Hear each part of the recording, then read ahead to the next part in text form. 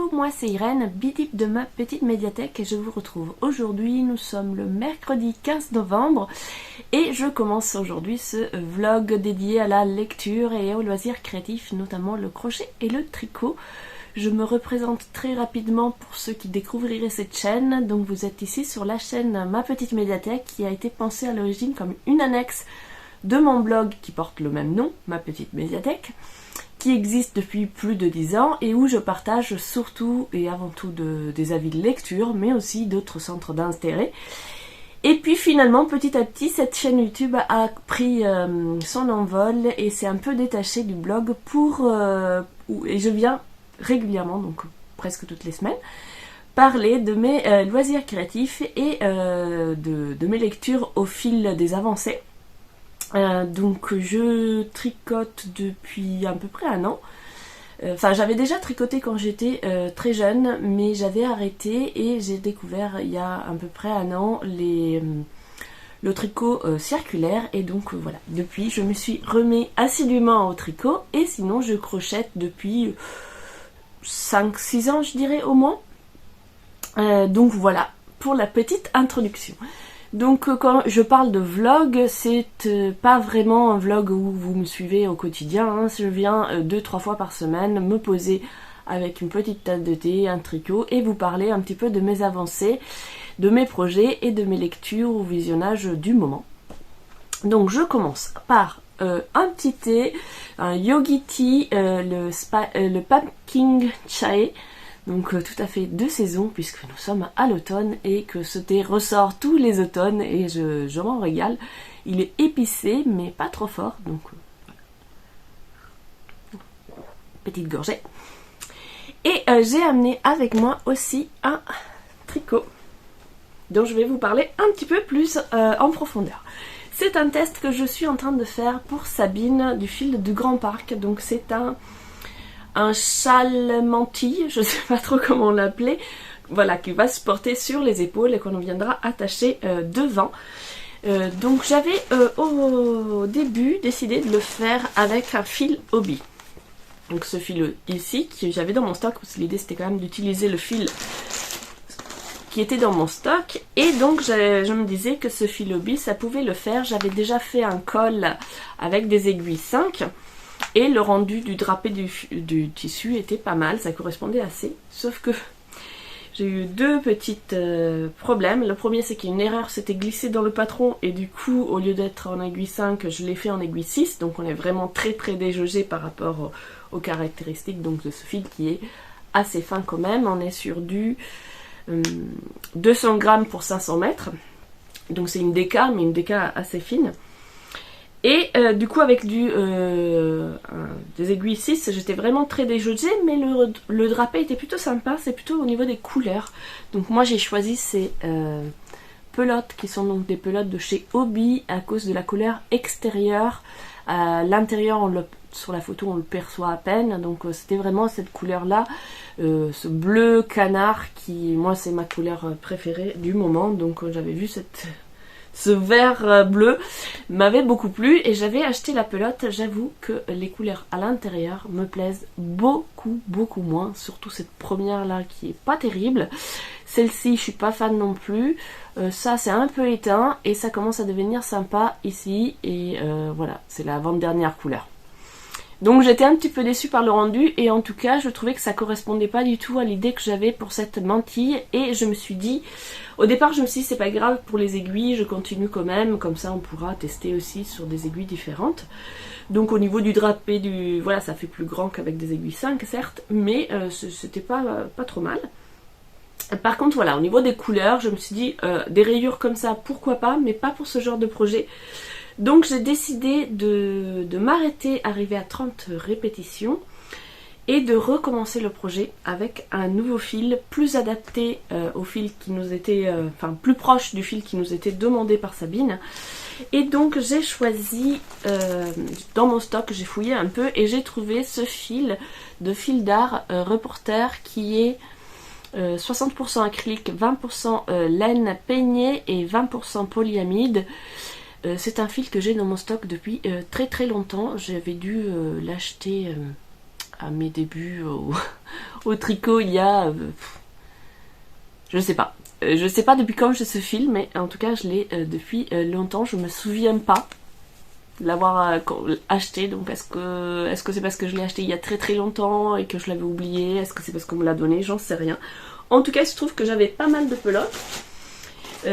Alors j'ai trouvé, voilà, j'en ai en violet aussi. Je pense que c'était des fils que j'avais achetés pour faire des layettes à mes enfants. Donc ça doit faire 15 ans. La dernière ayant 15 ans. Ça doit faire 15 ans que j'ai acheté ce fil pour lui faire une layette. D'ailleurs, je vous avais montré dans un précédent épisode un bout de layette. Ça vient me revenir à l'esprit, un bout de layette jamais terminé. Et c'était en rayures blanche et violette. Donc c'était ces fils-là. Ça y est, ça me revient.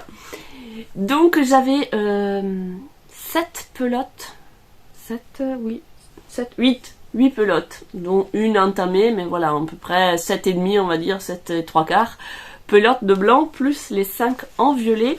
Et du coup, je me suis dit j'allais refaire, du coup, la petite mantille. Cette fois, j'ai bien pris des aiguilles numéro 5. Est-ce que je vous ai donné la longueur du fil? Je ne sais plus. 50 grammes pour 122 mètres. Donc on est plus proche de ce qui était demandé, c'est-à-dire 50 grammes pour 100 mètres par rapport au fil précédent. On est en aiguille 5, donc c'est beaucoup moins déjaugé que ce que je vous ai montré tout à l'heure. Et je vais utiliser le violet pour venir faire les finitions. Comme ça, ça sera très joli. Et puis ce fil, parce que le hobby c'est 100% butterfly, c'est le 100% acrylique. Et très déjaugé comme ça, c'est assez léger. Et une mantille, on vient se la mettre pour se tenir chaud. Du coup, je trouvais que ça ferait pas l'affaire par rapport à l'emploi. Ça serait bien, je crois que je vais garder l'idée pour faire un pull demi-saison. Mais par contre, pour la mantille, je voulais quelque chose qui soit un peu plus chaud. Et du coup, avec celui-ci qui contient de la laine et avec un travail beaucoup moins déjaugé, ça vient venir tenir bien chaud. Donc voilà, on est moins dans la fantaisie niveau couleur, mais je pense que ça correspondra plus au projet. Donc j'ai recommencé cette semaine. Je sais plus si j'ai recommencé lundi ou mardi, mais en tout cas voilà, depuis le début de la semaine, j'ai refait tout ça. Je dois faire à peu près, donc c'est un rang à droit, un rang inverse, et je dois faire 40 répétitions. Donc là j'ai fait 35 rangs je crois. Donc j'ai même pas, voilà, je suis loin du compte, mais j'ai quand même avancé assez vite par rapport au fait que je viens de recommencer. Sauf que là à force ça va me faire un peu de crampes aux mains. Bref, donc voilà, ce nouveau projet que j'avais commencé dans une première version la semaine dernière et que je viens de recommencer dans une nouvelle version. Celui-ci, je ne l'ai pas encore défait parce que je voulais vous montrer avant, mais quand je regarde les raglans comme ça et le tissu, ça me plaît bien.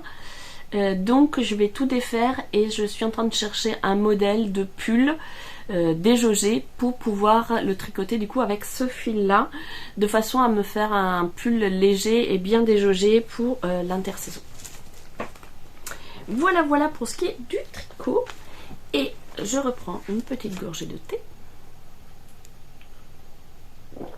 Aujourd'hui, comme je suis en télétravail, je suis en mode suite à capuche, mais j'ai quand même mis un petit poncho au crochet que j'avais fait il y a quelques années. Je l'ai fait en suivant je sais plus son nom, mais en tout cas, si vous voulez le faire, vous allez sur la chaîne YouTube de Lydia Crochet Tricot et il y a un tuto pour le faire. Je l'ai fait ici avec un de ses fils à elle, une pelote de Lollipop, il me semble que s'appelle ce fil. J'en avais acheté plusieurs pour me faire un pull et il m'en restait une, donc j'ai fait ce petit poncho avec et je l'adore, c'est mon préféré.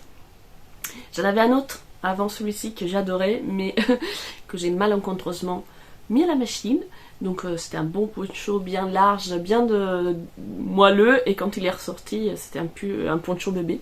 Donc voilà, celui-ci c'est devenu mon nouveau poncho préféré. Niveau lecture, bon, pendant que je vous parle, je vais continuer un petit peu mon tricot. Niveau lecture, j'ai commencé un nouveau roman audio, le dossier numéro 113 d'Émile Goboriot, lu par Frédéric Nepp, je ne sais pas si je prononce bien. Donc nous sommes dans le Paris de la fin 19e siècle et un vol a été commis, et je fais des bêtises tout de suite. Et un vol a été commis dans une banque, la caisse, il manque une grosse somme d'argent dans la caisse et évidemment le caissier est le principal suspect, d'autant plus qu'il n'y a que lui et le patron qui possède le mot et la clé pour ouvrir le coffre. Donc évidemment c'est ce malheureux caissier qui va se retrouver mis en prison. Pourtant il n'a de cesse de clamer son innocence. J'en suis au tout début, donc pour l'instant on a découvert donc le patron de la banque, ce caissier, on a découvert les enquêteurs qui vont travailler sur l'affaire et le juge d'instruction. Donc il y a plusieurs enquêteurs, un commissaire de police, un agent de la sûreté et il va y avoir, je sais plus, il y a un juge d'instruction et puis il y a un autre personnage, j'ai plus très bien en tête quel est son rôle exact dans la hiérarchie des enquêtes, mais en tout cas il y a une quatrième enquêteur. Et donc pour l'instant j'en suis vraiment tout au début, l'ambiance est plutôt sympa, la lecture est agréable, je veux dire la lecture faite par le narrateur puisque c'est un livre audio, c'est très agréable à écouter, très vivant et du coup voilà, l'histoire avance assez lentement mais c'est intriguant, j'ai envie de savoir qu'est-ce qu'il en est. Comment ce caissier qui clame son innocence et à laquelle j'ai envie de croire va se sortir de ce pétrin et surtout qu'est-ce qui s'est passé parce que je crois aussi à l'innocence du patron qui également clame son innocence. Donc je ne sais pas, il y en a forcément un des deux qui est coupable, mais lequel? Petite anecdote rigolote, c'est qu'en lisant ce roman, je relis beaucoup de romans qui s'ambientent fin 19e. Et en lisant ce roman, je me disais, ah c'est marrant, on est donc dans une ambiance que je connais bien, mais les tournures de phrases sont vraiment un peu vieillottes, on dirait que l'auteur a écrit à la façon d'eux. Et donc je viens de regarder rapidement parce que je voulais savoir si j'avais déjà lu des romans de cet auteur. Et en fait c'est pas du tout écrit à la façon d'eux, c'est que le roman dans sa version originale date de 1867. Donc on est bien dans l'authentique ambiance fin 19e. Ça m'a bien amusé de découvrir que ce livre avait été écrit au 19e parce que en même temps ça sentait pas le vieux livre quoi, ça sentait les tournures de phrases étaient parfois des choix des mots, c'est pas forcément celui qu'on ferait aujourd'hui mais le rythme et tout c'est pas ennuyeux comme certains livres du 19e que j'ai pu essayer de lire sans succès. Bref, donc je me régale de cette découverte. Et voilà pour ce qui est des lectures. Sinon, niveau visionnage, pour ceux qui ne me connaissent pas, je suis une grande fan de séries TV. J'en regarde beaucoup, notamment parce que ça me tient compagnie pendant que je tricote le soir. Et nous venons de terminer The Closer, excusez-moi pour l'accent tout pourri, hein, mais je vais même pas essayer de faire ça bien. Et donc c'est une série policière américaine, une petite série pépère comme j'aime les appeler parce qu'on aime bien tous les deux les séries policières avec des intrigues, trouver qui est l'assassin, etc. Mais on n'aime pas quand c'est trop glauque, trop sombre, trop angoissant, que ça empêche de dormir après. Du coup on est toujours à l'affût de petites séries comme ça, pépère ou mémère. De séries policières et The Closer nous a bien plu parce que c'est il y a des enquêtes des crimes et parfois des crimes sordides mais en tout cas c'est une ambiance assez humoristique avec des personnages assez burlesques et donc voilà, c'était parfait pour se vider la tête le soir et passer un petit moment tranquille sans prise de tête.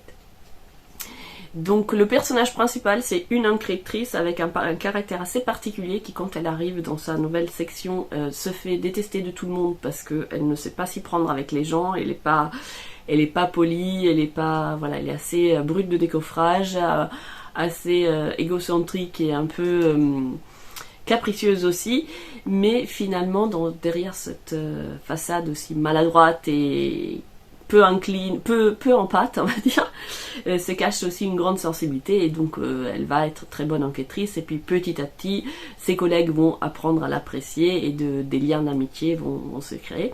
Donc on a chaque épisode une nouvelle enquête, et puis il y a des fils conducteurs qui vont faire d'une saison sur l'autre. Et ça se terminait d'ailleurs avec une enquête qui pèse sur l'enquêtrice principale, qui est accusée donc d'avoir provoqué la mort d'un des suspects, et il y a une taupe au sein de son groupe, et du coup voilà, il y a à chaque fois une enquête nouvelle, et puis toute la saison pour savoir qui était donc le traître. La fin de cette série, excusez-moi, je pose ma tasse, ça fait bouger la caméra. La fin de la série était pas, voilà, ça se termine un petit peu, on sent qu'il fallait que ça se termine, ils ont pas fait une fin de ouf, mais en même temps ça fait plusieurs saisons, donc il était bien aussi que ça se termine, parce que sinon ça redevient un peu toujours pareil.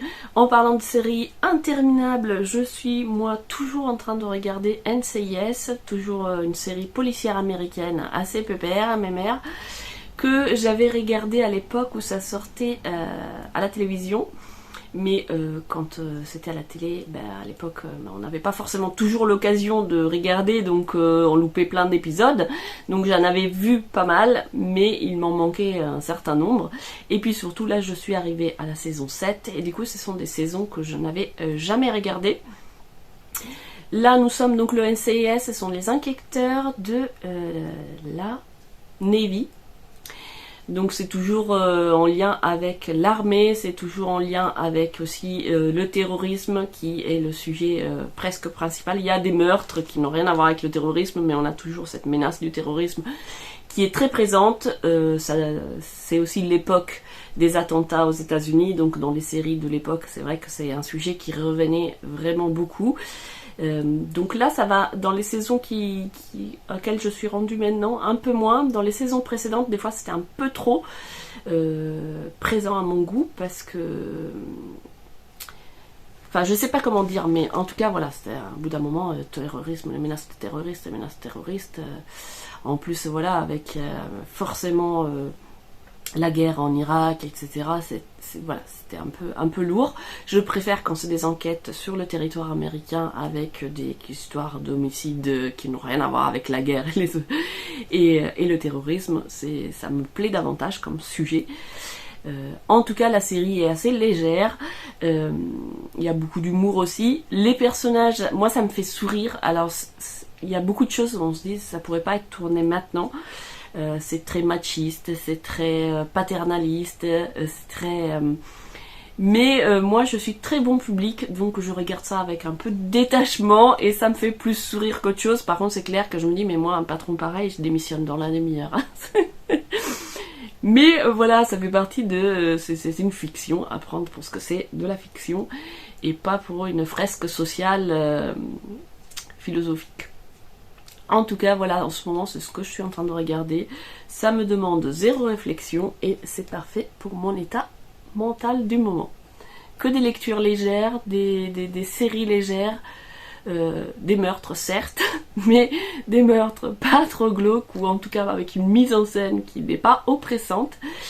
Et donc voilà, lecture et série dans la même veine. D'habitude à l'automne je regarde beaucoup de fantastique. Là j'avoue que cette année je suis plus dans le policier. J'ai envie de séries policières légères. Donc voilà, je me fais plaisir. Ça sera tout. Non, ça c'est pas tout. Voilà, je me disais mais j'ai oublié un truc depuis tout à l'heure. Je voulais faire rapidement un point sur les podcasts que j'ai regardés. Alors comme la semaine dernière j'ai vraiment filmé très rapidement, les semaines précédentes, la semaine précédente j'avais pas filmé du tout, etc.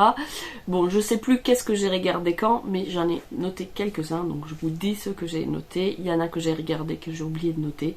Vous m'en voudrez pas, je vous inciterai peut-être d'autres à la prochaine séquence. En tout cas, j'ai regardé ceux que je regarde très régulièrement, D'Emaille et moi, Lolipelote, Rêver sa vie en couleur.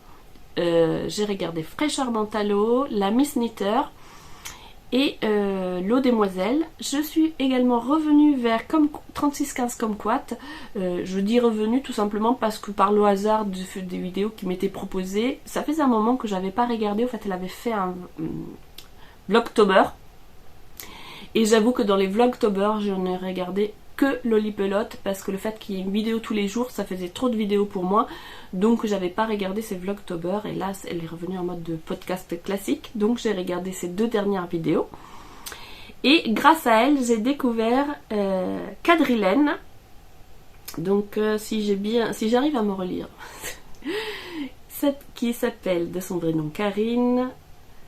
Et qui tient une mercerie à Libourne et qui a également une chaîne. Donc je n'aurai probablement pas l'occasion d'aller à Libourne, mais je me suis abonnée à sa chaîne YouTube. Ses projets étaient très sympas et la vidéo à 2, j'aime bien les vidéos comme ça à 2, ça change un peu. Et du coup c'était très sympa et voilà, grâce à 3615 Kumquat, son prénom m'échappe, j'ai découvert Quadrilène. Et enfin, j'ai regardé Okil Tricote qui nous est revenu avec un nouvel épisode plein de chaussettes. Et j'ai vu que Tricostérone revenait aussi. Ça fait très longtemps qu'il n'a pas posté de vidéo, mais je ne sais plus quand est-ce que c'est sorti. J'ai vu l'annonce de sa vidéo, genre ça sortira tel jour, telle heure, mais je ne l'ai pas encore regardé. Donc je vais aller regarder ça. Et sur ce, je vous dis à plus tard dans la semaine. Je ne sais pas trop comment, puisque j'ai de la famille ce week-end, donc je ne sais pas si j'aurai trop le temps, mais j'essaierai quand même de venir faire un petit coucou avant de clore cette vidéo. Coucou, nous sommes aujourd'hui vendredi je sais plus combien, je n'ai pas vraiment la notion du temps, j'oublie à chaque fois quel jour on est. Je vous mettrai la date, comme d'habitude. Qu'est-ce que je voulais vous raconter aujourd'hui? Alors je suis installée de briques et de broc parce qu'il y a la famille qui arrive ce soir, donc on a installé des matelas partout, j'ai dû pousser mes affaires, donc voilà, j'ai une place assise sur mon fauteuil habituel, mais la caméra est posée sur l'arbre à chat en équilibre. C'est un peu bancal, mais on va faire avec, parce qu'après je ne sais pas si j'aurai le temps de revenir, donc... plusieurs choses. Déjà, je voulais vous parler d'un reportage que j'ai regardé. C'était un reportage Arte, mais que j'ai découvert sur YouTube, sur la chaîne de la... de la chaîne télé Arte. Donc je vous mettrai le lien en barre d'infos. C'est un reportage sur la dyslexie que j'ai trouvé intéressant. Ça dure 50 minutes quand même. Donc il faut prendre le temps, mais si parmi vous il y a des personnes qui sont intéressées par le sujet, qui ont des enfants, des parents dyslexiques ou qui exercent une profession dans l'éducation, ça peut être très intéressant à regarder. Moi j'étais très émue en le regardant parce que dans les témoignages qui étaient faits, j'ai reconnu beaucoup de ma propre histoire puisque je suis moi-même dyslexique. Alors moi j'ai... Bon voilà, du coup on parlera ni tricot ni lecture là, j'espère que ça vous intéresse, mais en tout cas voilà, j'avais envie de rebondir sur ce reportage parce que une chose qui m'a frappée dans ce que disaient à la fois les témoins et aussi les chercheurs, c'était il faut répandre la connaissance sur la dyslexie parce que c'est encore traité de façon... Voilà, les enfants à l'école qui ont des difficultés parce qu'ils sont dyslexiques, souvent on les traite de feignants, de stupides, et les témoignages sont nombreux dans ce genre, ou alors on va reprocher aux dyslexiques de ne pas faire d'efforts. Or, la dyslexie, c'est comme si on reprochait à un myope de ne rien voir en fait. On est dyslexique, ça ne se soigne pas. On peut aller voir un orthophoniste qui va nous faire travailler, qui va nous aider, et puis on va faire mettre en place des compensations en fait qui vont petit à petit nous rendre la vie plus facile, mais ça se soigne pas. C'est une... Je sais plus le nom exact qu'ils employaient, mais enfin voilà, c'est une dégénérescence... Je vais pas y arriver. Enfin bon bref, c'est un truc dans le cerveau. Et donc voilà, on peut pas reprocher à un enfant dyslexique de pas faire d'efforts. Voilà, même si on fait beaucoup d'efforts, c'est un handicap. Et du coup de parler de la dyslexie, de faire connaître les troubles de la dyslexie, de faire connaître ce que la recherche a prouvé sur la dyslexie, ça va permettre de mieux appréhender, de moins se retrouver face à des professeurs ou à des parents qui vont culpabiliser l'enfant de ne pas faire d'efforts pour apprendre à lire par exemple, ou apprendre à parler correctement, etc. Et ça n'a rien à voir avec l'intelligence, dans la mesure où on peut être très intelligent et dyslexique. Et donc c'est pas une question de compréhension, si on n'arrive pas à lire ou à prononcer correctement des mots, ce n'est pas une question de compréhension, c'est vraiment une question de connexion neuronale, et donc on peut avoir très bien compris une information et pas être capable de la retranscrire ou de... Pour vous donner un exemple, par exemple, moi quand j'étais petite, je demandais toujours à qu'on répète. Enfin, je demandais pas à qu'on répète, quoi. Les gens, ils me parlaient et je faisais « Hein ?» Et du coup, on m'avait amené chez un orthophoniste persuadé que j'avais des problèmes d'audition, que je n'entendais rien, parce que je demandais tout le temps de répéter, répéter, répéter. Et en fait, c'est pas que je n'entendais pas, j'entendais très bien chaque mot, mais c'est comme si au lieu de me donner une phrase, on m'avait donné un puzzle avec tous les mots dans le désordre, et que moi, il fallait que je reconstruise le puzzle, et du coup, je faisais « Hein ?»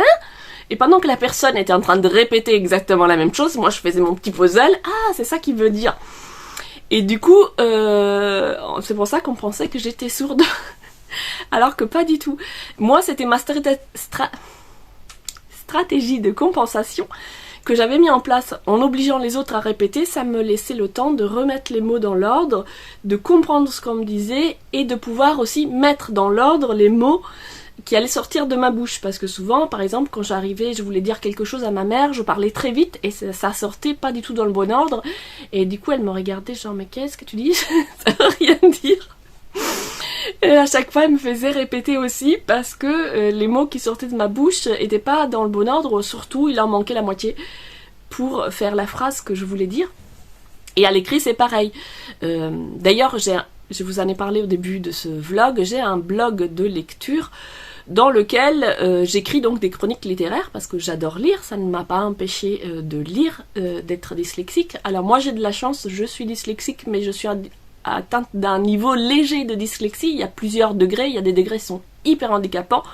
Moi, mon degré était suffisamment pas handicapant pour réussir à mettre en place des stratégies.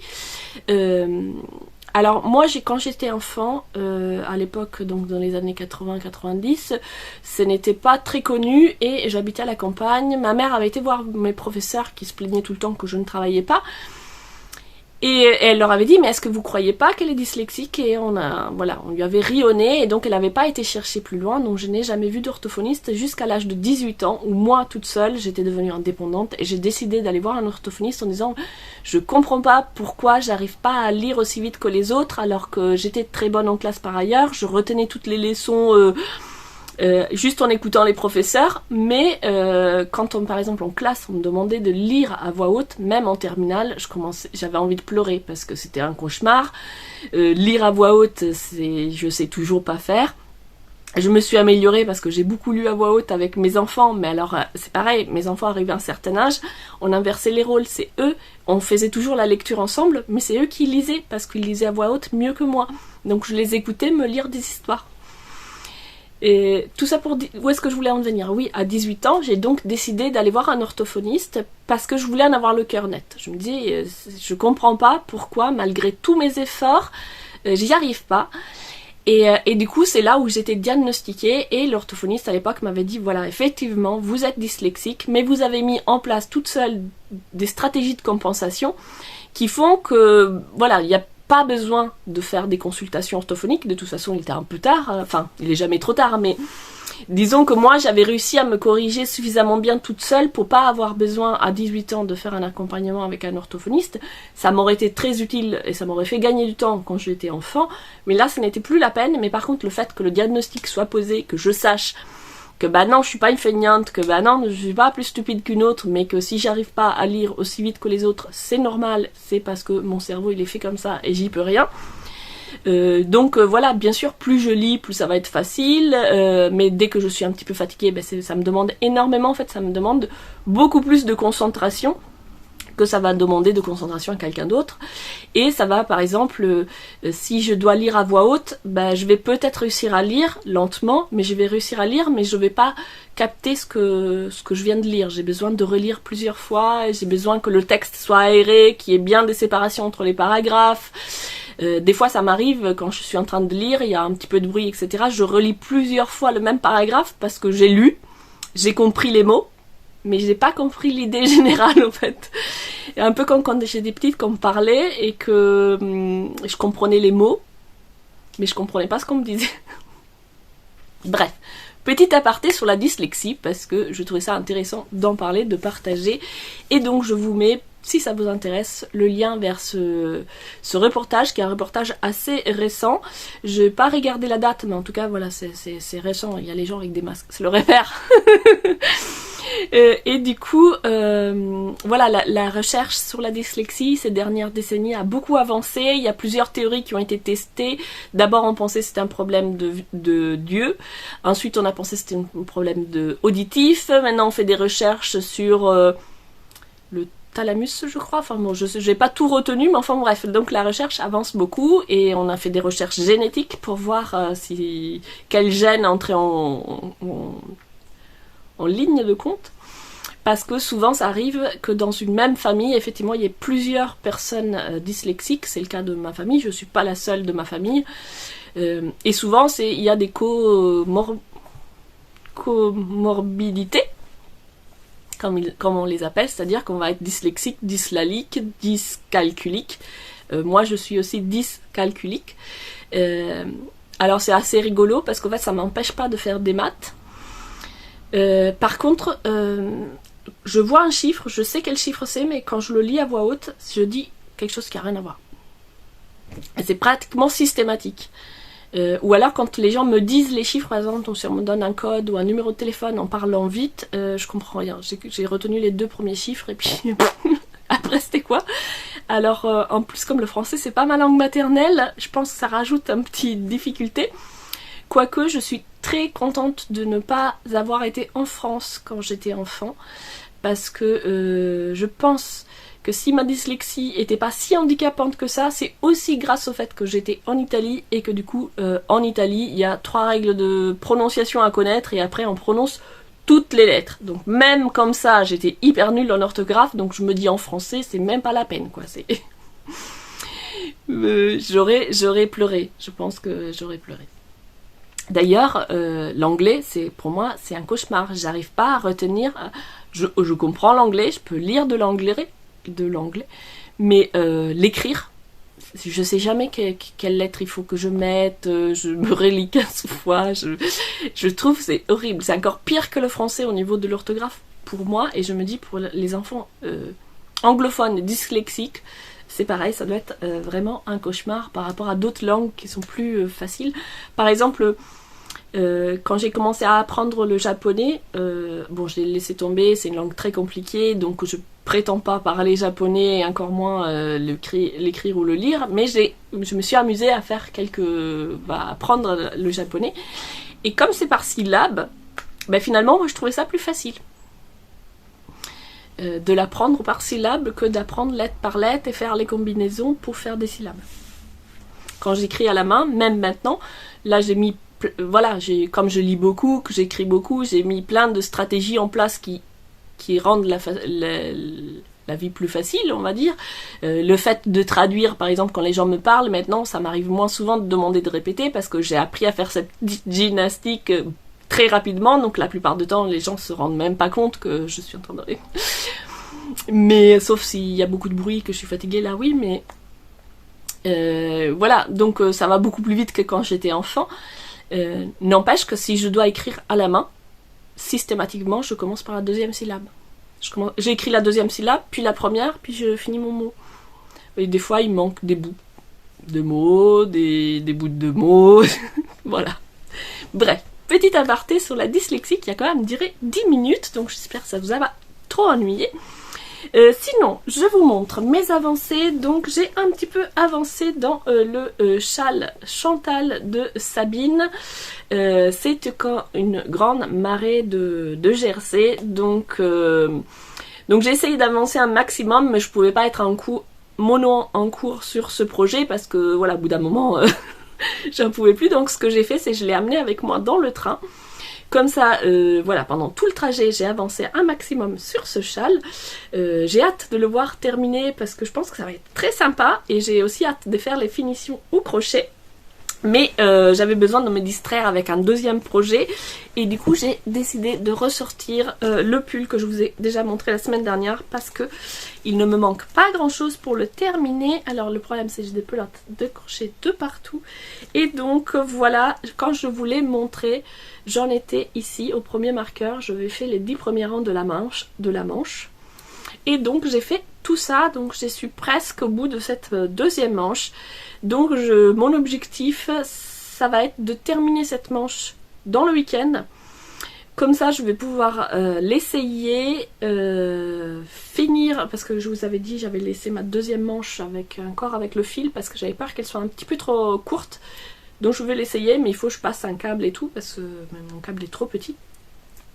Donc ce que je me suis dit, c'est que je fais la deuxième manche identique à la première, comme ça j'essaye après et je terminerai tout d'un coup.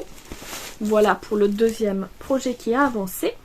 Et je vous ai aussi sorti deux choses. J'ai reçu le numéro spécial, le hors-série calendrier lunaire pour l'année 2024 des 4 saisons.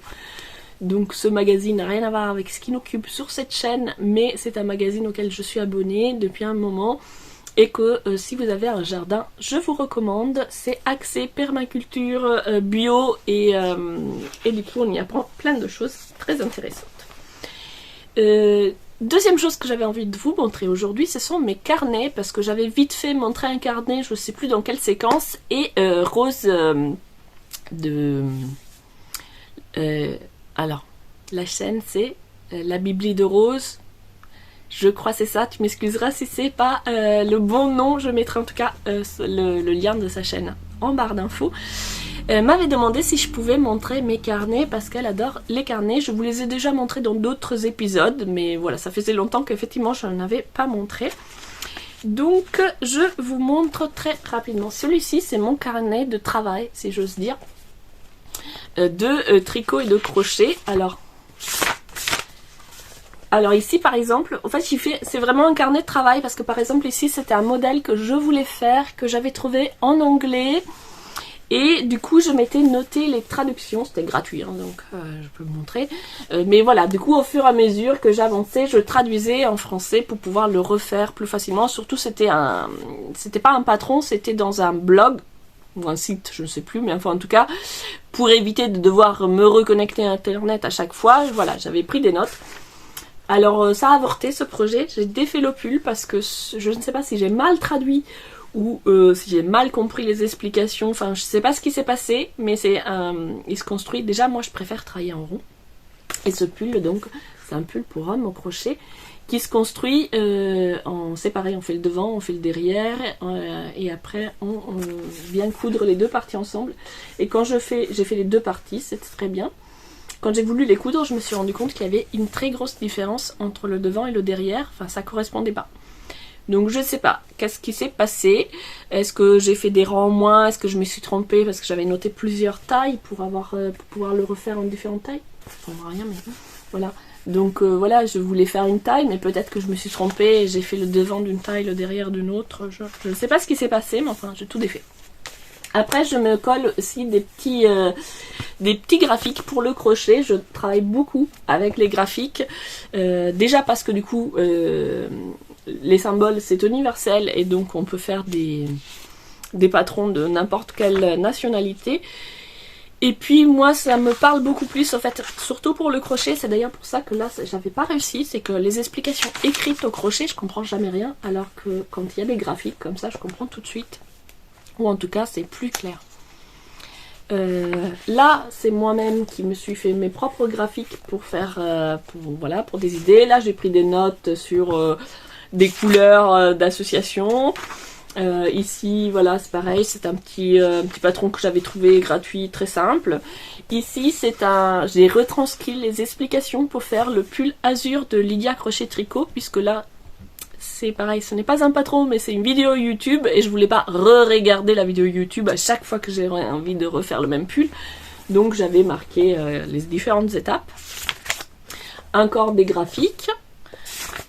Voilà, toujours des graphiques pour faire voilà, les petits encolures. Et ensuite, voilà, après là, c'est là où c'est vraiment du travail. Au crochet, je fais beaucoup de choses dans l'improvisation. Et du coup, j'essaye de noter ce qui marche, ce qui ne marche pas. Donc là, par exemple, c'est une jupe que j'avais fait pour ma fille, où j'ai fait plusieurs points qui se succèdent. Donc j'ai marqué, voilà, 2 rangs de ça, 2 rangs de ça, etc. Et puis des fois, ça marche pas. Donc je rature, je recommence. Par exemple, je vais vous en montrer un autre qui n'avait pas marché comme je le voulais, si je le retrouve. Alors voilà, par exemple celui-ci, j'ai fait un schéma et j'ai commencé à réfléchir, mais mon idée n'est pas tout à fait aboutie, donc voilà, j'ai raturé, effacé plusieurs fois. Là, voilà.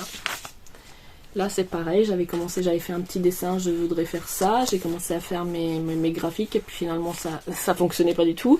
Du coup j'ai recommencé ici à tester. Là je me suis fait aussi un petit graphique, ça c'était pour le pull Amazon.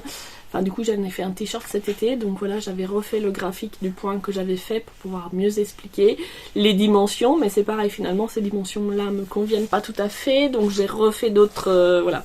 Je vais reprendre des notes. C'est vraiment un truc évolutif. Et là, j'avais collé le petit lot. J'avais pas participé au loto organisé par Tricostérone parce que j'avais découvert ça trop tard, mais j'avais bien aimé l'idée, donc je m'étais fait une petite grille d'objectifs pour 2023. Et j'en ai rempli quelques-uns, donc je suis plutôt contente. Alors vous verrez pas grand-chose parce que c'est écrit tout petit, mais voilà, j'avais prévu de tricoter des chaussettes, donc j'avais mis plusieurs chaussettes, donc j'en ai fait plusieurs. Je voulais faire une mini-jupe, je l'ai faite. Le col Aurore de Christelle de Rêver sa vie en couleur, je l'ai fait. Je regarde, qu'est-ce que j'avais marqué. Je voulais faire un sac pour ma fille, donc j'ai fait un petit sac au crochet. J'ai fait un pull en jersey pour moi. Qu'est-ce que j'avais marqué. Tricoter une paire de chaussettes pour mon chéri. C'était fait aussi. Et tricoter un pull oversize pour ma soeur. Et c'était fait aussi. Voilà, c'est vraiment, je mets un peu de tout et de n'importe quoi. Là, ça m'a carrément servi tout simplement à compter mes rangs. Ici, j'ai collé tous les fils pour faire ma température blanquette avec le petit schéma que j'utilise. Autant vous dire que j'ai du retard, que j'ai trop la flamme de la reprendre, je ne sais pas si je vais finir. Projet en cours de construction, donc là c'est le pull oversize que je suis en train de faire et que j'ai trop la flamme de reprendre alors qu'il manque juste les manches à finir. Bref, voilà. Il y a un petit, c'est pas beau, c'est tout raturé de partout, mais c'est celui qui me sert à travailler, sur lequel je prends mes notes, je colle des graphiques, je note des idées, des choses à faire. Et j'ai aussi pris un autre cahier, celui-ci c'est mon bullet journal, c'est celui qui me sert à noter voilà, mes rendez-vous, enfin un peu tout et n'importe quoi. Et j'ai fait, alors attendez parce que du coup je vais pas trop montrer les choses personnelles, voilà. Ce que je voulais vous montrer c'était ça. Ce mois-ci je me suis fait une page spéciale pour crochet et tricot et en fait ce que j'ai fait c'est que j'ai noté les objectifs des choses que je voulais faire ce mois-ci. Par exemple j'avais l'écharpe pour mon chéri à finir, donc je me suis mis l'écharpe. Le châle pour Sabine du Île du Grand Parc avec plusieurs étapes, donc j'ai marqué voilà les 20 répétitions, 30 répétitions, 40 répétitions. Et ici par exemple je me suis mis comme objectif de reprendre la température blanquette et du coup je me suis dit ça serait bien que je fasse un carré par semaine.